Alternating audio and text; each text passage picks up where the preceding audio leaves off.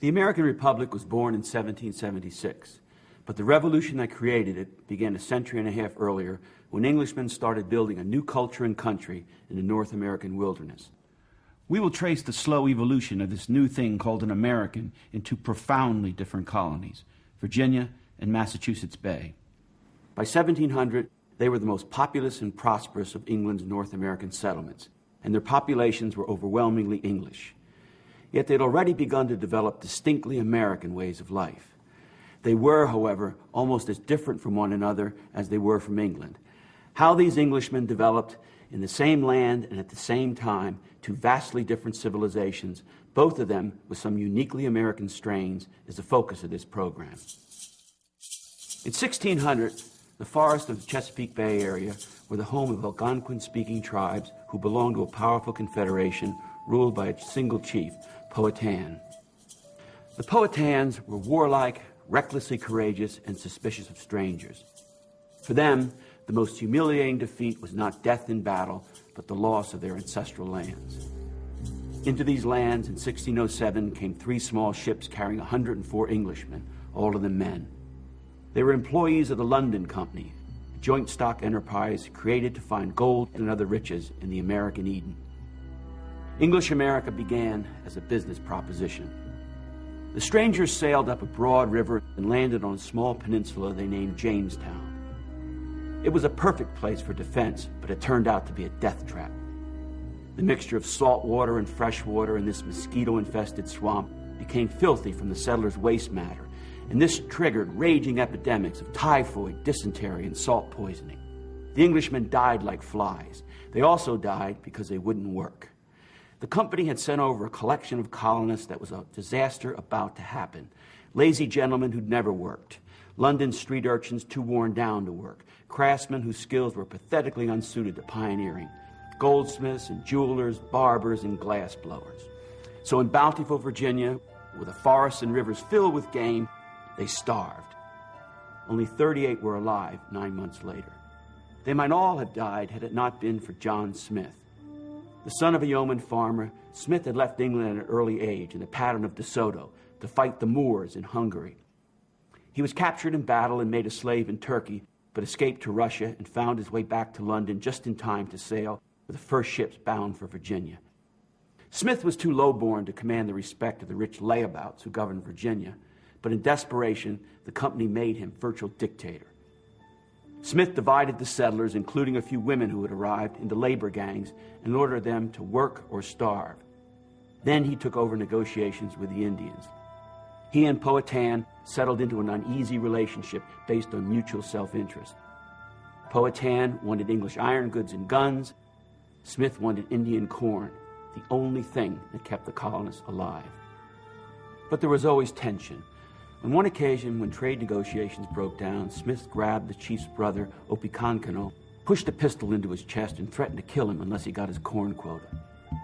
Not long after this, Smith was injured in a gunpowder accident and had to return to England. That winter, the 500 colonists ran out of food and began dying again. Some turned to cannibalism. One man chopped up his wife and salted down the pieces. Another dug up fresh graves to feed on the corpses. When summer arrived, the 60 survivors boarded several ships and headed up the James River, abandoning Virginia. But on reaching the mouth of the river, they ran into a relief ship from England and were ordered to turn back. For a time, things got better. More colonists were brought in, and what looked like a permanent truce with the Indians was reached when a settler named John Rolfe married Powhatan's daughter, Pocahontas, and took her back to England to meet the king. But when Pocahontas and her father died within a year of one another, Opikankano led a surprise attack on the colony, slaughtering almost a third of its population. In retaliation, parties were sent out on Indian exterminating missions.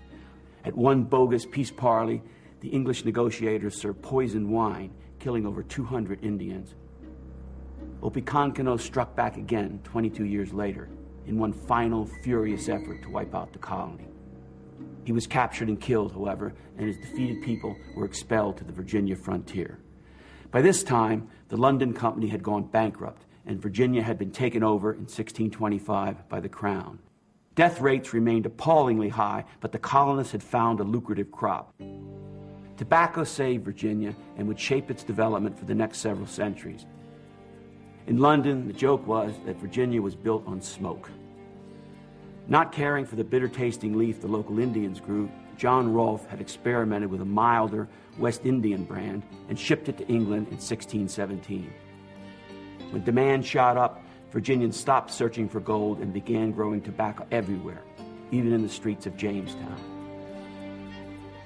But Virginia remained a god-awful place. Drink and sleep were the only breaks from work in this colony where women were scarcer than corn and brought higher prices. Men drank themselves into stupefaction. In summer, there were as many as 17 tavern ships at one time in the James River. To make Virginia more attractive to settlers, a generous system of land grants was established and an elected legislature was created, the House of Burgesses. This was the first representative assembly in the New World. It convened in 1619, the year the first black slaves were brought into the colony. The seeds of slavery and freedom were sown at the same time. But Virginia would develop its plantation system without black slaves. Land was cheap and plentiful, labor was scarce. But to get rich, you needed both land and labor. This abundance of land and shortage of people would shape Virginia's and Americans' history for the next several centuries. Unable to recruit large numbers of free workers, planters filled their labor needs in other ways. Black bondsmen continued to be purchased, but they were expensive and in short supply. Slave traders preferred to bring Africans to the booming sugar islands in the Caribbean, where they commanded higher prices. And what was the sense of buying an expensive slave when his chances of surviving in pestilential Virginia were abysmal? So Virginians turned to a system of white bondage called indentured servitude. Drifters, drunks, and orphans were kidnapped or deceived by English recruiting agents who worked for merchants and ship captains. Criminals came cheerfully. It was America or the gallows. But most indentured servants willingly sold themselves into bondage for a term of 5 to 7 years. Their hope was that once free in land-rich America, they would rise in the world. About 4 of every 5 immigrants to the Chesapeake region in the 17th century arrived as indentured servants. In no time, Virginia and neighboring Maryland became societies of tobacco masters and bondsmen, with white servants working in gangs of 8 to 10, supervised by whip-wielding overseers. Because of disease and brutally harsh treatment, 40% of the servants would not survive their term of service. Most women servants worked in the master's household, where many of them were sexually abused. If a woman servant had an illegitimate child, she had to serve an extra year or so for time lost for pregnancy and childbirth. There was little sense of community or stability in Virginia. Even the family was a precarious thing in a place where there were 3 times as many men as women, where most husbands and wives died within 7 years of their marriage, and where half the children died before reaching adulthood. Plantations were built some distance from one another along the region's rivers. Planters set up their own docks and storehouses and dealt directly with overseas merchants. As a result, Virginia and Maryland had almost no towns or villages and no merchant class of consequence, and there were few schools or churches. Now, there was plenty of upward mobility in the first tobacco boom, but as the well-heeled planters grabbed up the best land along the coastal plain, and as tobacco prices began to drop in the 1670s because of overproduction, opportunities for former servants became absolutely dismal. As more of them became free each year, their numbers began to pose problems. Here was a large and growing class of men, young, unruly, deeply discontented, and armed. By the 1670s, Virginia was a powder keg about to explode. John Smith never had a chance to return to Virginia, but in his history of the colony, he pointed out its main problems. Not enough able men, too few women. Unable to persuade the London Company to change its policies, he pinned his hopes for a more stable American colony on a group of religious dissenters who were looking for a place of refuge. The Puritans were radical Protestants who wanted to purify the Church of England, or Anglican Church, of its remaining Catholic practices, including the Latin Mass and the governing hierarchy of bishops and archbishops. They favored a plain service and a church government of autonomous congregations. The Puritans who came to America were of 2 types. Some remained within the Church of England, and others, called separatists, formed their own churches so as not to be corrupted by the established church. But both groups were harassed by the government to the point where they felt they had to leave England. The separatists, or pilgrims as they came to be called, left for the New World first in 1620 on the Mayflower, after having settled briefly in Holland. These simple, plain-living people were less prosperous and less committed to big designs than were the Puritans who built Massachusetts Bay, a far larger colony to the north of Plymouth Plantation. The founder of Massachusetts Bay was John Winthrop, a Cambridge-educated lawyer and landholder. He and a group of Puritan friends took over a company that had been formed to promote American settlement, the Massachusetts Bay Company, and turned it into the nucleus of a civil government. Winthrop was elected governor and sailed for New England in 1630. He took the company charter with him, that's important, ensuring that the colony would be self-governing. In the next 13 years, 20,000 more Englishmen migrated to the Bay Colony. No colonizing group would come to America in greater numbers or better prepared. Before leaving, Winthrop had talked with John Smith, who had mapped New England and given it its name. Winthrop agreed with Smith that Virginia was an example to be avoided. Not enough discipline, along with a lust for immediate profits, had corrupted it. Winthrop was determined to go a different way. He launched the Puritan adventure with a stirring secular sermon, a model of Christian charity, which he delivered at sea on board the ship Arbella. In it, he set down a vision of human fellowship totally lacking in the Virginia experiment. We must be knit together as one man, he declared, and in brotherly affection. Beginning at Boston, Puritans settled in tightly knit town-building groups, and the towns became the focal units of government. To understand New England, you must start with the towns. And to know the towns, you must know something about Puritanism, for faith was the glue that held the towns together. When the glue started to loosen, the Puritan Commonwealth began to fly apart. The Puritans were the disciples of the 16th century French theologian John Calvin. In Geneva, Switzerland, Calvin established an unforgiving theocracy in which women were drowned and men beheaded for the sins of heresy and adultery. Calvin's core belief was the absolute depravity of man after the fall of Adam and the impossibility of salvation except for those few, the elect, predestined to enter heaven. Good works could not bring on God's saving grace, but once a person received grace, he felt an inner peace and became a crusader against sin. Puritans admitted only the elect as saints to church membership, and applicants had to prove they were saved by passing an oral test administered by church members. The test was doubly important in Massachusetts, where only church members could vote and hold political office. Puritan towns were the most completely and equitably planned of any American settlements. Land that had belonged to Indians was handed out free of charge to town-building groups rather than individuals. To keep title to it, the group had to build a town around a congregational church and agree in a signed covenant to live in harmony and Christian brotherhood. Since Puritans believed in equity, not equality, men of means and stature were given larger allocations of land for their families. Even so, a rough equality prevailed, and every family received land to build homes and farms. Ministers were not permitted to hold political office, but church and state acted together to enforce moral orthodoxy. And all families had to pay taxes to support the church, whether they were members or not. Other institutions enforced order and orthodoxy. The educational system instilled inflexible discipline and created a literate public able to read and interpret the Bible. And in God-fearing families, mothers taught their children to spot sin in themselves and others and watched over their husband's spiritual state, acting as their moral censors. Today, we hate moral surveillance. Puritans welcomed it. Some historians like to point out that Puritans enjoyed beer and good fellowship, but Puritans were not a tolerant people. Couples who had babies less than 9 months after their marriage were publicly punished. Several men who had consenting sex were hanged, and people were tried in court for card playing, drunkenness, and idleness. When dangerous dissent was spotted, it was crushed with alacrity. The first community-wide crisis involved Winthrop's friend, Roger Williams. From a Salem pulpit, Williams thundered against ministers who refused to separate from the Church of England, and he insisted that the king couldn't give away lands belonging to the Indians. This infuriated Winthrop, who knew land was essential to the colony's success. When Williams refused to back down, Winthrop banished him, and he fled to Rhode Island. There he founded a colony devoted to freedom of worship and the separation of church and state. A greater challenge to the Puritan orthodoxy came from Anne Hutchinson, a popular midwife who began to hold controversial prayer meetings for women and some men in her home. Hutchinson, an unbending Puritan, denounced the ministers for leading people to believe that they could earn God's grace by good works.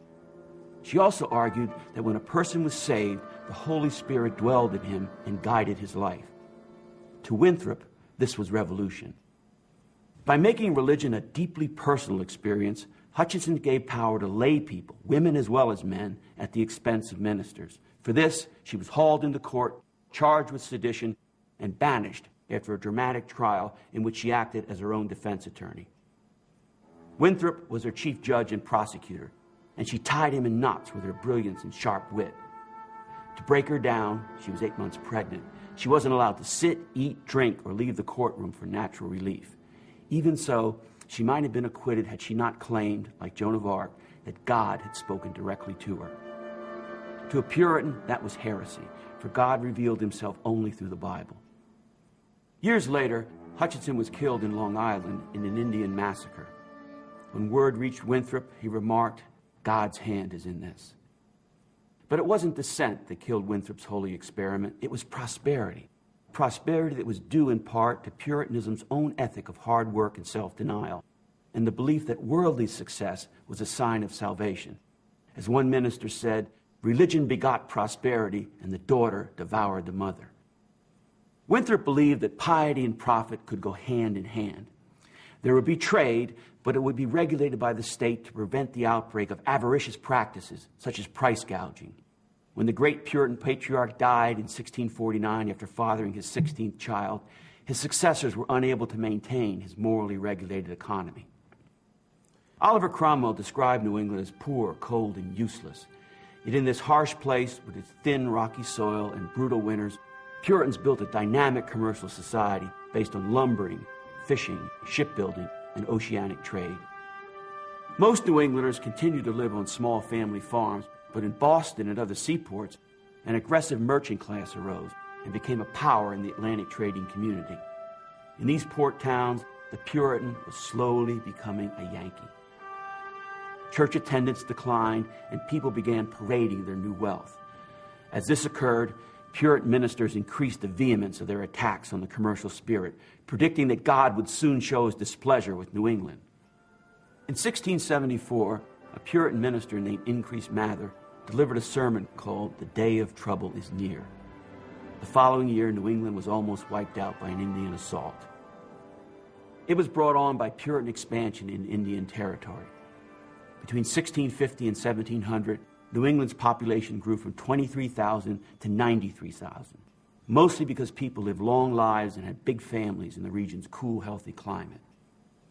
The Pequot Indians had resisted early Puritan expansion in the Connecticut River Valley, and they were exterminated in what Winthrop called a divine slaughter.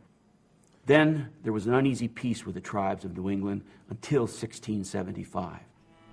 In that year, a Wampanoag chief named Metacomb, known to the English as King Philip, launched the bloodiest war in proportion to population in American history. King Philip's forces burned more than half the Puritan towns in New England, pushed back the line of settlement to within 15 miles of the coast. It was a war fought with uncompromising savagery. King Philip's warriors wore belts of human skin and necklaces of human fingers. Puritans killed Indian women and sold Indian children into slavery. When the Puritan forces captured King Philip, they executed him on the spot. Then they cut his body into 4 parts, severed the head, and took it to Plymouth on a pole for a Thanksgiving Day celebration. It remained there for many years. After his death, King Philip's forces were eventually defeated by hunger and disease. Not long after this, merchants in the seaport towns began to petition the English crown to loosen Puritan restrictions on free trade and voting and stop persecuting other religions. The crown began an investigation, and in 1691 it combined Massachusetts Bay and Plymouth and made the enlarged colony a royal colony.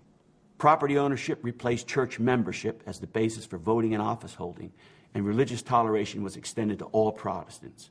The ministers, of course, complained, citing the loss of Winthrop's original charter as God's punishment for New England's growing secularization. But the new charter ended exclusive Puritan rule in Massachusetts. At almost the same time, the Crown tightened its control on Virginia. There, the cause was civil insurrection. As King Philip's War was ending on the New England frontier, Jamestown, Virginia was burned to the ground by a band of insurgents led by an unlikely revolutionary named Nathaniel Bacon. The trouble started with a frontier war between land-hungry white settlers and Indians. When Governor William Berkeley refused to send help, frontiersmen rallied behind Bacon, a rich young hotblood who had recently arrived from England. When Bacon attacked friendly and hostile Indians alike, Berkeley declared him a rebel. Bacon then marched on Jamestown, captured it, and pillaged the estates of the pro-Berkeley elite. It was civil war, only it didn't last long. By the time an English force arrived to crush the revolt, Bacon lay dead of dysentery, and his buckskin army of indentured servants, runaway slaves, and former servants had melted away. Bacon's rebellion led to tighter British control of the colony. It may also have hastened the movement toward a labor system based on black slavery. Some historians argue that Virginia planters, fearing another insurrection by former white servants, began to turn to Africa for laborers. Maybe so. But other, more important factors were moving the colony toward a system of black bondage. Planters were finding it more difficult to recruit white servants because of improving economic conditions back in England. At the same time, the price of Africans began to drop, and they became a safer investment as Virginia became a safer place, that is, a healthier place to live. In 1650, there were only about 400 black slaves in Virginia. By 1700, Virginia had a well-developed slave system. By this time, the future character of both New England and the Chesapeake region had begun to take shape. One was a society of closely knit towns made up of literate, improvement-oriented free laborers. The other was a society of scattered plantations dependent on unfree labor, a growing proportion of it black. These regional differences between North and South would persist and widen long after the colonists came together as one nation. And eventually, they would lead to a cataclysmic civil war. Yet, however great their differences, each region had begun to develop a number of distinctly American institutions. Among them, Virginia's plantation system and New England's system of town-centered government. Geography, climate, and unique adaptations to a wilderness environment, along with 3,000 miles of ocean separating them from England, had begun to make the colonists Americans, often without their realizing it. As they developed a more mature society in the next century, colonists of wealth and stature began to more strongly emulate the ideas and fashions and architecture of British high society. Yet no matter how hard they tried to recreate English society in the New World, they were becoming a different people.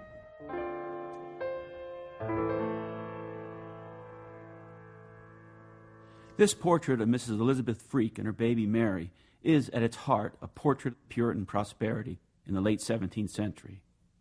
Elizabeth Freak was the wife of a well-off lawyer and merchant in Boston.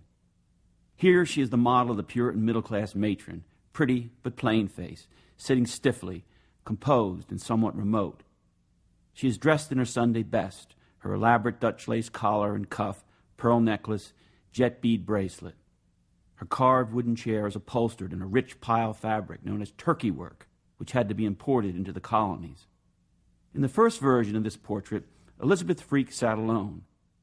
Sometime later, her daughter was born and then painted in. Together, the two epitomize sharp distinctions between New England and Virginia. Here was an orderly society embracing women and children, a society centered on home and hearth, the power of property and wealth, now competing with the power of God.